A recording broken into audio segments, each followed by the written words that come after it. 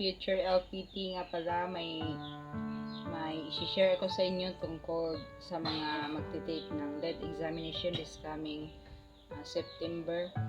Lalong-lalo na po dito sa part ng Pagadian City. So dyan po, napakahirap po pumila sa labas. So nung time ko, bali 4 o'clock po ako. 4 o'clock po kami nandoon sa mismong school. So, dahil may major kami, diyan po kami sa may Santa Maria School.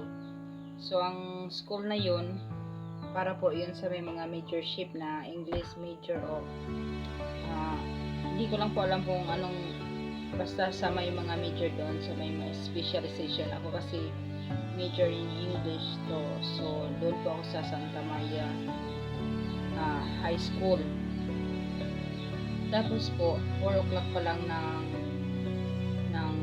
madaling araw, nandoon na kami. Tapos nung nandoon kami sa labas ng campus ng school, napakahaba na po ng pila doon. So ang ginawa po namin ay umikot kami doon. So doon po kami dumaan sa may main gate.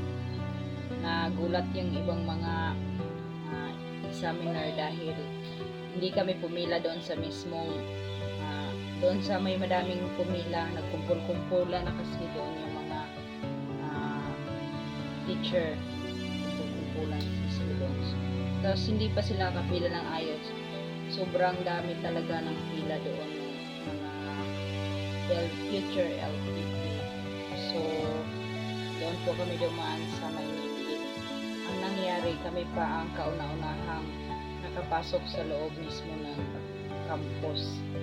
At doon at nakita na namin yung aming assigned room.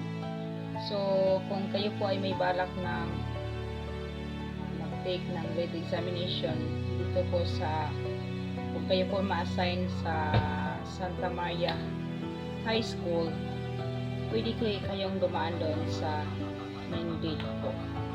Kapatid kayo doon sa main gate mismo dahil hindi doon kumpul-kumpul ang pila. Hindi katulad doon sa makikita nyo doon sa parang main gate din kasi yun doon sa may harapan mismo ng Santa Maria School. Parang main gate din siya kasi ang dami talagang nagpilahan doon. So anong nangyari, hindi na kami dumaan doon so doon po kami dumaan sa likuran. Ilan lang kaming nando doon kaya agad kami nakapasok sa loob ng campus. So yun lang po ituturo ko sa inyo kung ano yung mga technique kung saan kayo pwedeng pumasok kung mga future LPT na magtitake dito sa Pagadian. I hope na may matutunan kayo sa video ko, and good luck po sa pagtitake ng lead this coming September. So have a nice day po and good luck sa inyong lahat, and bye bye.